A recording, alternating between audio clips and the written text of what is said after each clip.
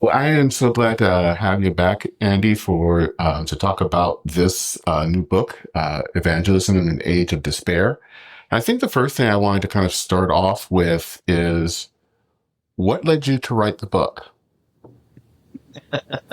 Well, I mean, I guess a level of masochism, of course. I think every book is at one level kind of a journey into masochism, but this one particularly to try to pick up and talk about evangelism in this moment. I don't know. So it's probably part masochism, part hubris, thinking that maybe I have something to say to this. But yeah, I don't know. I mean, it felt like what has been the kind of trajectory of my project is to try to think of many of the practical operations of the pastor and the minister through kind of Luther's theology at the cross. And so this was my take, amongst other things, was one of the objectives was my take on what would evangelism actually look like through Luther's theology of the cross. So Hmm. that was what I think ultimately why I engaged in the project.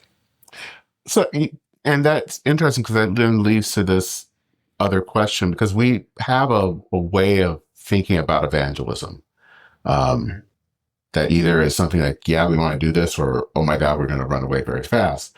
Um, Yeah. but that is not the way that you're defining evangelism. It's similar, but it's also different. And so, how would you define evangelism through Luther's theology of the Yeah. cross? Well, yeah, I mean, I think I would stay consistent in the sense of thinking that evangelism is this moment of offering the message of the good news. I think Yeah. that's true. But I think, in this particular moment, well, two things happen, I think, across the Protestant spectrum is one, our common kind of feeling of what's happened to evangelism is it's become very instrumentalized. So we think of it as some kind of procedure or process that, well, essentially we think of it as lifestyle marketing Hmm. is what we ultimately think of it as. And the gospel is the lifestyle that we're marketing towards. And I think we've been, some of us at least, across the Protestant continuum have been uncomfortable with that. But I think unfortunately that has led to people trying to abandon evangelism altogether and feeling like it's something we should be ashamed of, that it's some kind of violation of pluralism and just maybe modern decorum, that we should get rid of it. We, at the very least, if we're not going to throw it out in the garbage, we should lock it in the church's back shed and, next to the hair shirt and other accoutrements of penance or something and be done with it. But this odd thing has happened, and I don't know if you've had this experience too, Dennis, across the church, but all of these, particularly mainline progressive people, coming up to me and being like, wow, maybe, I mean, I hate to say this. I mean, I actually feel almost ashamed saying this, but maybe with our church so small, we need evangelism. Like, they almost whisper it to me, like, maybe we just need to do that. And so there's these kind of two ugly ditches I'm trying to avoid here is one thinking of it as lifestyle marketing and the other, well, it kind of comes all the way around to being lifestyle marketing again, even though we don't want to admit it. It's like, well, we need more people here. So maybe we should try evangelism or not be ashamed of evangelism. So I'm trying to get back to this place where evangelism really is very interconnected and close to discipleship, that Hmm. evangelism is ultimately a response to the call of Jesus Christ to follow. So this is where, this project is similar to my other work where I'm trying to ask, like, well, where is God in the midst of this? How are people brought before the presence of a living God? And that ultimately then evangelism is the direct participation or invitation into that.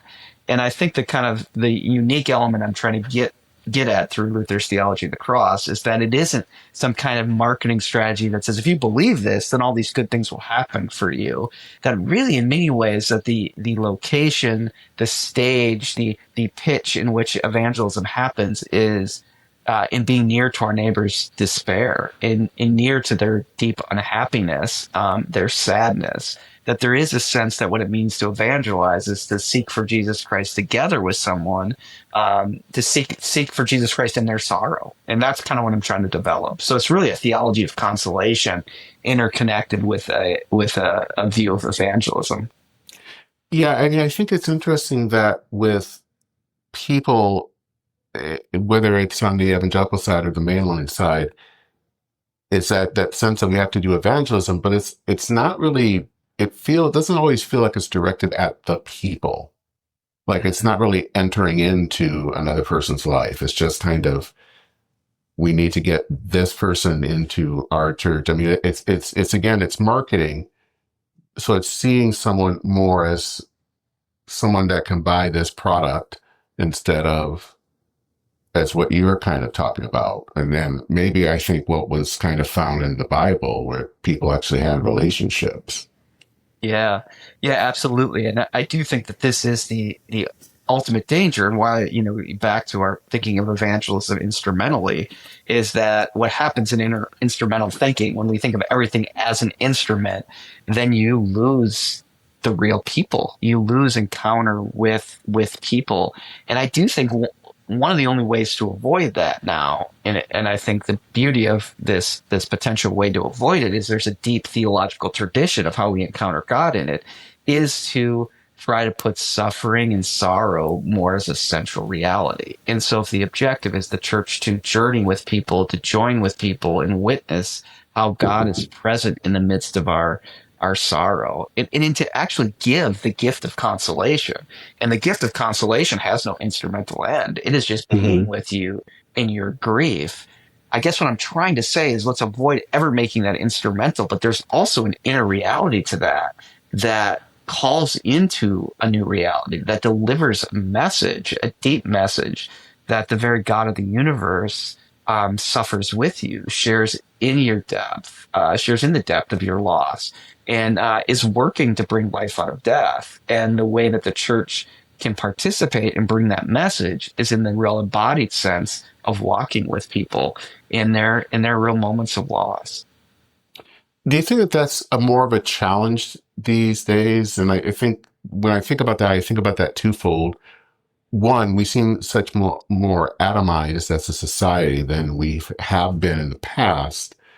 But two, and I think you get at this especially with your the subtitle about the failed promise of happiness, is that we seem to be we don't want to talk about suffering and sadness, but we talk a lot about happiness or its cousin wellness.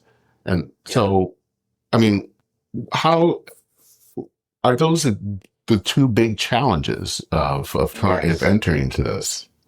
I think absolutely. And one of the other kind of direct inspirations for this book is that I came across a colleague recommended this book that she had seen, or her daughter had worked on it. It was a kind of popular New York Times book, but it was called The Gospel of Wellness.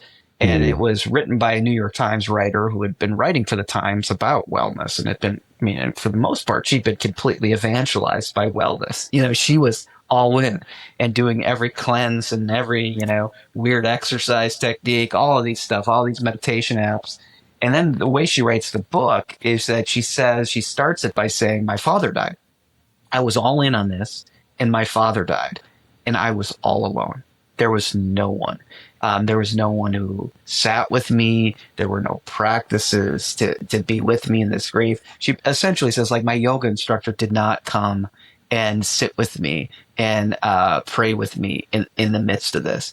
So I think you're really right that at kind of two levels, we've built a whole kind of cultural reality where we really just don't have time or even awareness of kind of people suffering. Like, social media is not such a good tool for consolation. Like, if you post on Facebook that that you're in the midst of some deep struggle, or that you've just lost someone important in your life, you will get a lot of emoji sad faces and, cry tear come down. But pretty much people are scrolling past it and it's gone, mm, so the consolation comes as, sorry, man, hang in there, and, or something like that. And it doesn't go much further than that. And for the most part, people are just alone. And then it just kind of projects them or pushes them to have to perform their own grief, like to have to now go back on Facebook and talk about how sad they are to win some attention in an attention economy for being really heartbroken. And I mean, so it does not do good for us that way. And then at the other level, we just do because we're so hell bent on being happy. And this is a unique human experience, I think, that we're in here in late modernity, where we think the highest good of human life is to be happy. And, like I often tell my own students, like, happiness is like money. If it comes into your life, don't deny it. Like, it's good. Like, no one should be against happiness. The last thing I would want to be as perceived as anti-happiness. Oh, I'm all for happiness. I'm all for going to the mailbox and having a check for $5,000 in it, anonymously given to me. If money or happiness comes into your life, be thankful, take it. But is it really worth living for? I mean, does it have Hmm. a deep enough narrative to it? Does it connect us into something bigger, to one another? And for the ancient Greek philosophers, they didn't think so. They did not think happiness was worth living for. Maybe you'd be lucky enough to have some in your life, and maybe when you die with a sense of a happiness for the life you've lived. But to aim your whole life towards happiness, they didn't think was a strong enough reality to seek. And yet most middle class people across the West right now, their concession is they just want to be happy. I mean, all they want for their kids is just to be happy. And at one level, this drive to be self-fulfilled and happy makes us really quite miserable. And it also makes us not want to have anything to do with our neighbor who might be in a moment of suffering or grief, because we do think their suffering and grief contaminates our happiness. And yet, in the Christian tradition, to be near someone in grief is an experience of joy as much as it's an experience of sorrow. And sorrow or the deepest experiences of joy in union come from shared suffering. Hmm. Yeah, I mean, one of the things that has been fascinating is in our culture is we don't seem to, I mean, we do obsess a lot about happiness, and want to run away from any type of sadness. And I guess the thing that always makes me wonder is why? Why are we so obsessed with happiness? Because I think in human history that hasn't always been the case. And I then wonder, is it are because of things like, our lives are a lot easier than, say, a century or two ago, which when life was a lot harder, death was much more constant. Um, I just wonder what is it Yeah. in our that we feel like we have to be happy all the time. Yeah, yeah. I mean, I think you're right. I think it's a combination of things, and one is living in certain kind of forms of civilization and society that are really unique, where we can push death away, where we can forget death, that death even happens behind kind of sanitized medical institutions and things like that. That we've kind of lost the sense that you're going to die in your own home, that your family members are going to be there in the midst of that. That death's around you all the time. If you live in an agrarian society, even still today, animals are dying. You have to shoot that wolf that's trying to eat your chickens. Like, there's a sense that most of us never deal with that. And the thought of even having to kill a wounded rabbit in our backyard is overwhelming to us. And we're not sure we could even do that. So that part of that is true. And another part is our imaginations. And in the book, I do try to trace how we get happiness caught in our kind of cultural DNA. And I trace it back to the French late Renaissance thinker, Michel de Montaigne, who really in his essays tried to make this huge shift away from a kind of sense of nobility and duty, particularly to the crown or to the church, to this sense of being happy yourself, contented at home in your chateau. And so there's this kind of sense that what it means to be happy is to leave public life and be alone and be happy with yourself. And when you garden, you really garden. And when you sleep, you really sleep. So there's this kind of sense of a contentedness. And it's really fascinating because one of the great fanboys of Michel de Montaigne was a little guy named Thomas Jefferson. And one of the reasons the pursuit of happiness finds its way Ah, into the founding documents is because Jefferson particularly is really thinking of America as a land for people like Montaigne, that we could all go to our we could all go to our chateaus, our little farms, and we could have, and we could read and be happy. And of course, he's thinking very narrowly of who gets to do this, which is white landowners get to do this, male white landowners that get to do this. But his vision of America is a land of, this is why he has problems with Hamilton and Adams from the beginning, because his view of America is a land of chateaus of happiness, where people are kind of their own bosses to be nonchalantly happy. And that has filtered into our DNA, that we think that what it means to really be happy is to be contented in this sense. And that's a pretty unique kind of reality. Like duty and nobility and even heroicism start to dissipate, and being happy and contented starts to take more weight, I think, starting in the 18th century. When you talk about kind of the theology of the cross, of course, that leads more into about Jesus himself, and in talking about the role of consolation. How would you see Jesus as one that really entered into that sense of ministry of consolation with people? I mean, I can think of some examples. Obviously, I'm thinking Mary, Martha, death of Lazarus, but what other examples are there out there? Yeah, well, you basically stole the one I was going to start with.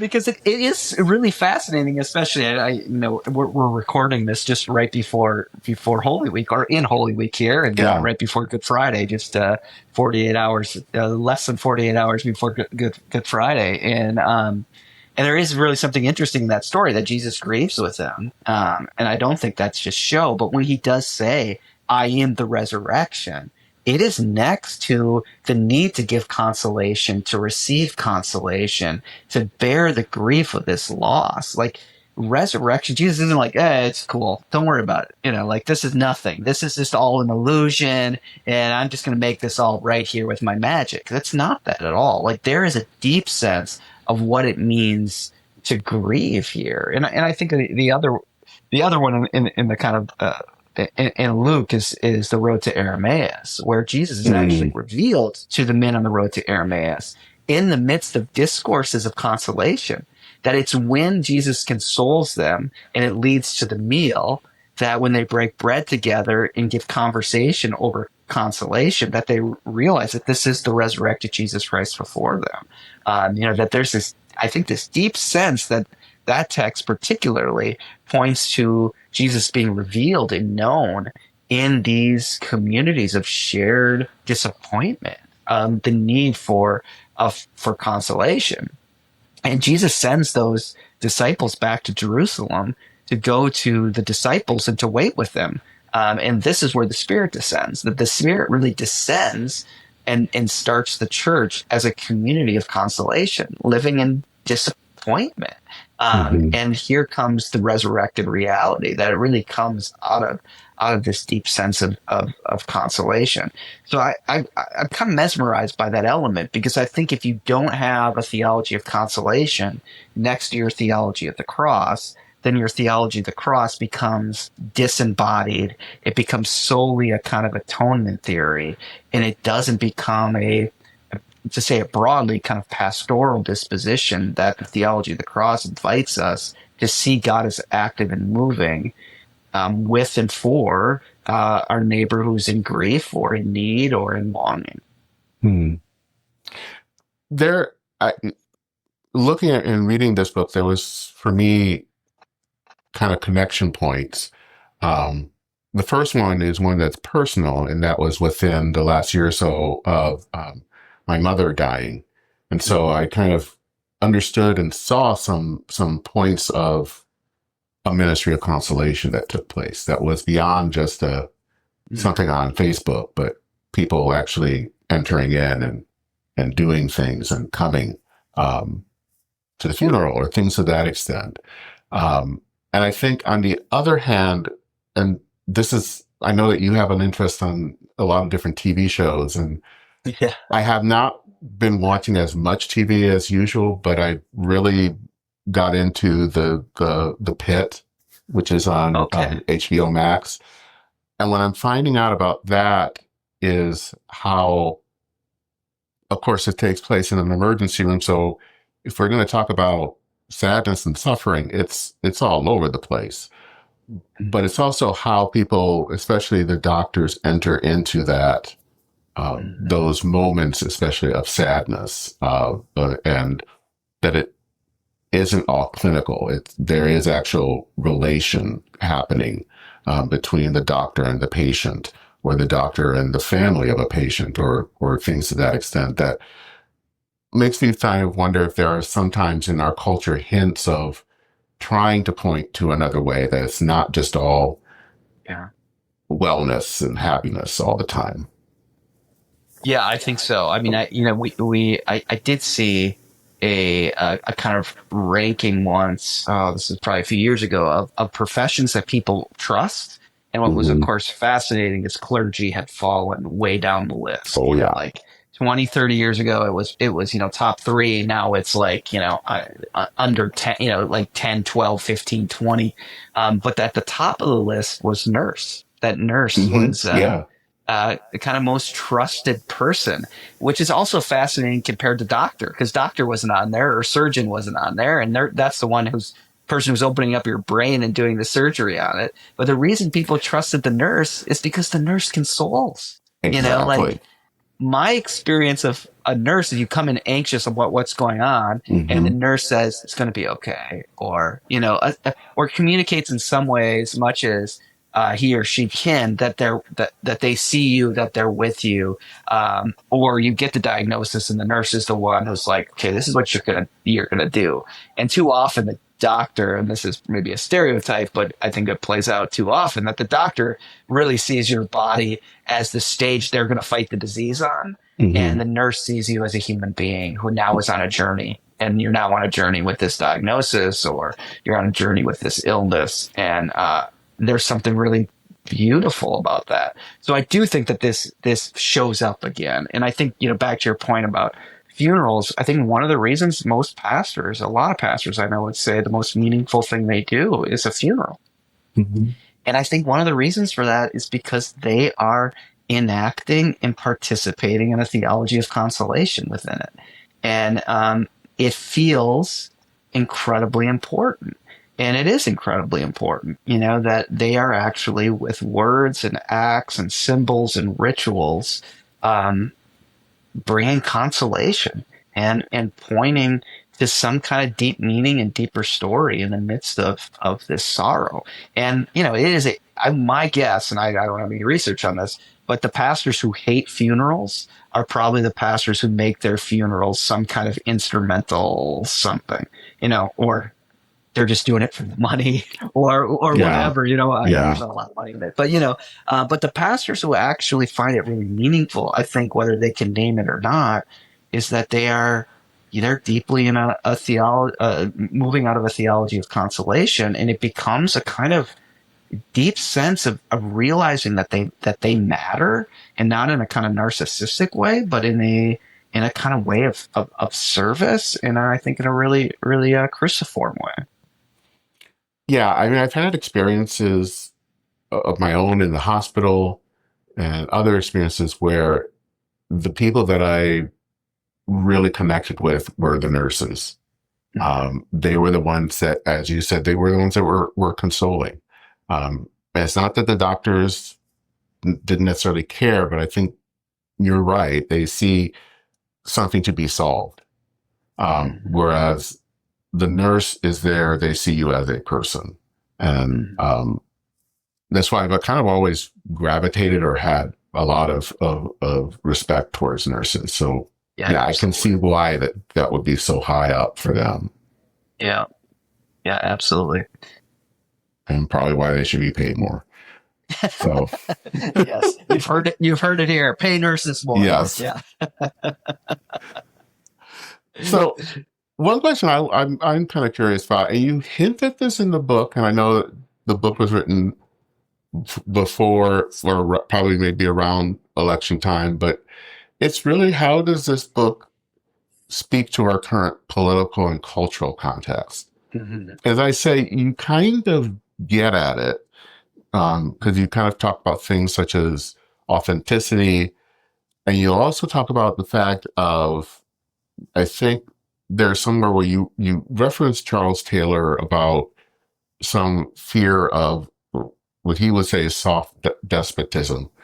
Yeah. Um, I will leave it to others as if that's where we're at right now. Hmm. But Hmm.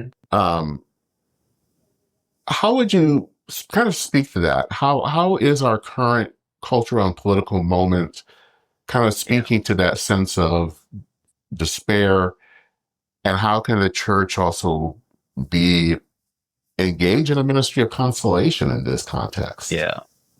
Yeah, so to me, our moment, yeah, this book was written, oh gosh, yeah, it was written well before the election. I think maybe Trump 2.0 was on the scene and starting to run again. But yeah, it was long before that. But I think this is, deeper than just one person at play Hmm. here. I mean, I Oh think yeah. this is a whole cultural change here. But I do think one of the ways to look at our very contested, very outraged, very angry society is that it is a kind of response to a deeper existential level of sadness. And that people are just so damn angry because they are so damn sad. Like they feel alone, and so everyone's a threat. And I think that we see that. I think the outrage is based in the fact that, I really need to know right now, are you for me or against me? I don't really have time to listen to you. And, if you become conflict for me, that just starts to radiate some kind of deeper level that you're going to be a blockage to my self fulfillment. And if I can't fulfill myself, then I'm unhappy. And if you're not allowing me to do that, then you're the problem. And I think that's kind of the interesting dynamic here, is the way happiness becomes the gauge of self fulfillment. I think there's a deeper drive than people are just obsessed with happiness. I think that is what we say and that's what we're about. But ultimately, a kind of deeper level to that is we all want to have fulfillment. We all want to have a sense of fullness in our lives. But Hmm. for us late moderns, we think we have to do that ourselves. So it becomes self fulfillment. Well, one of the biggest nightmares we might have as late modern people is to getting the things that you thought would give you self fulfillment, like that job, like that car, like this lifestyle, and then realize you're not happy. And that is utterly despairing. And so then we start looking around at who's to blame for that. Who's actually keeping from that. And it becomes really easy to make enemies out of that reality. And so this is, like, I've been a pretty big fan of Charles Taylor and still am, of course. And he plays in a chapter here in this book, plays a pretty significant role. But I actually think that it's more of a critique of Taylor. And what I mean by that critique is I think Taylor was too positive, that he Hmm. thought this authenticity and this, well, he talks about these malaises. He's worried about individualism. He's worried about instrumentality, which we've talked about. And then he's worried about the loss of freedom, or what he calls soft despotism. And I think Taylor thinks authenticity can be it can keep us from falling into individualism, into a hard individualism.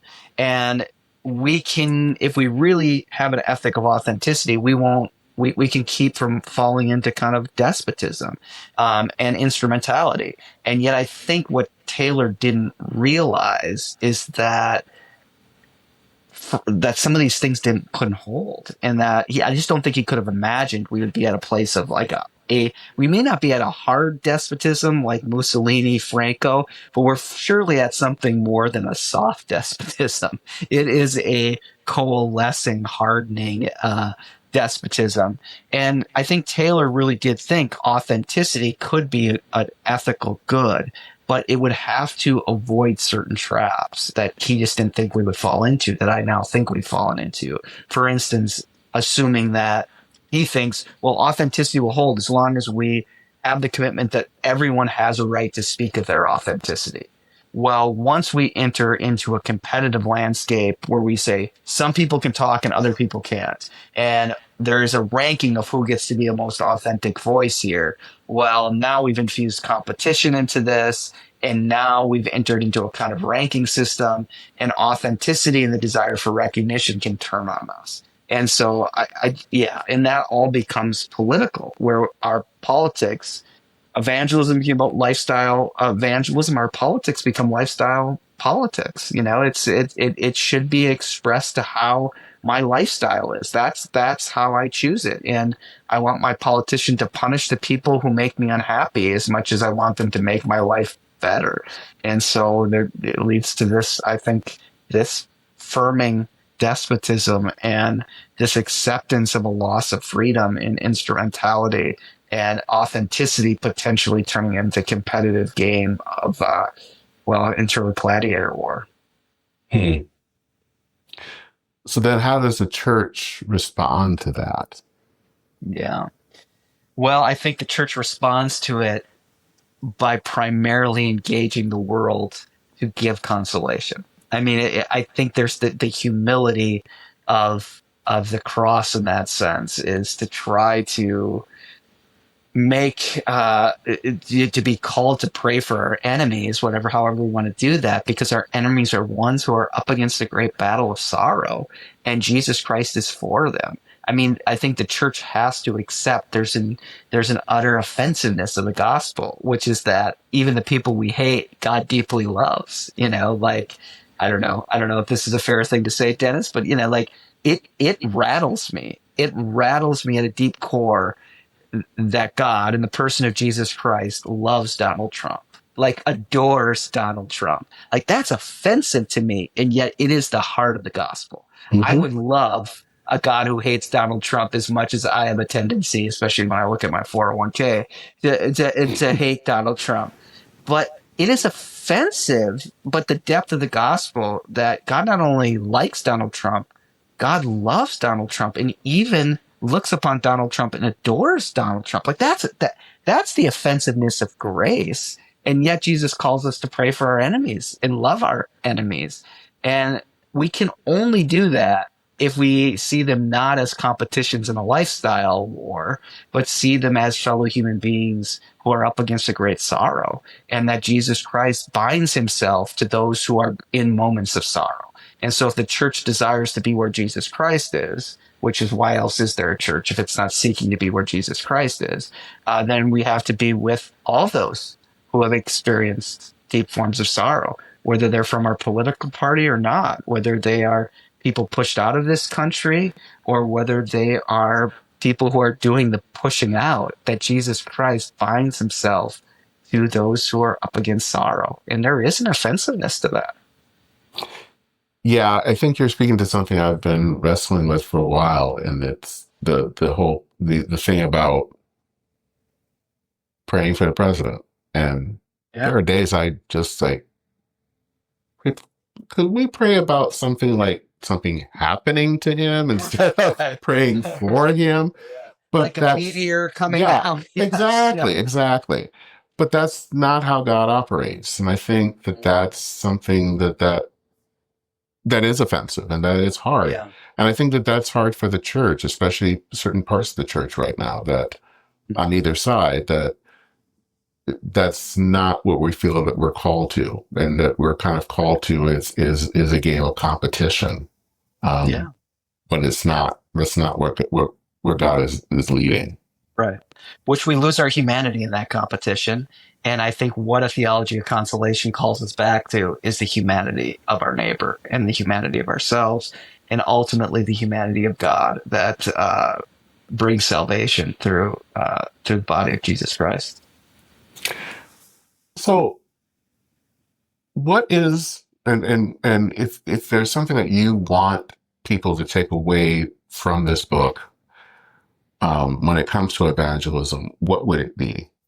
The kind of the one thing. Yeah. I think the main thing I want people to take away that continues this kind of project I've been working on is really the power and it's a very backward kind of power, a kind of hidden power that reveals and transforms, that comes through consolation. And that there there is a sense that what we're called to be as Christians and as the church is to participate in what Jesus Christ is doing. And we are called, I think, if we see evangelism some way, I want to see it through the watchword of the church being, the Christian being the one who follows Jesus Christ into sorrow.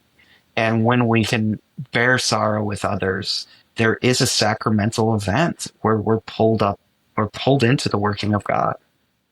Mm. It's interesting you use the word sacramental because I think about communion. Mm. And it's easy to kind of just think about communion as just an event, something that we do. Yeah. But there was also a lot of pathos and consolation in that event of the Last Supper and also then the crucifixion. Yeah. Yeah, I mean the words of institution themselves. This is my body broken for you. This is my blood poured out for you. Do this in remembrance of this sorrowful experience. To do this in remembering this last meal we have over sorrow and anxiety of the cross itself. And through that, the great hope, the overwhelming joy that what is broken is made whole, what is lost is found. I mean, that's the if we want to call them positive emotions, the positive emotions of Christianity, that is pure joy, is the lost is found and the broken is made whole. And all that is taken away is given back. Like, that's an incredible reality. That's something very different than if you do this and you punish those people, then you'll be happy and you'll be self-fulfilled. And I hope what evangelism is the invitation to that kind of sacramental move over something else. Do you think that people don't want to kind of deal with sadness or anxiety because they don't think that they can bear it or that they can't survive it?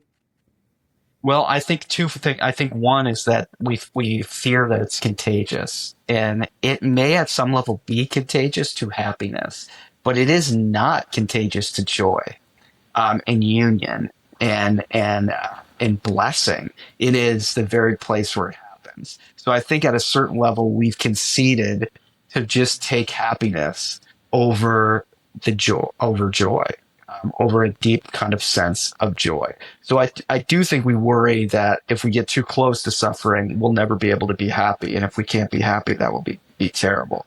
But I do think there's another sense of where we just feel, well, we've been kind of formed in a way culturally that we just feel inept. Like we're not even sure what to do or what to say or how to even move our bodies when someone is in a moment of grief, because so much of it is pushed away.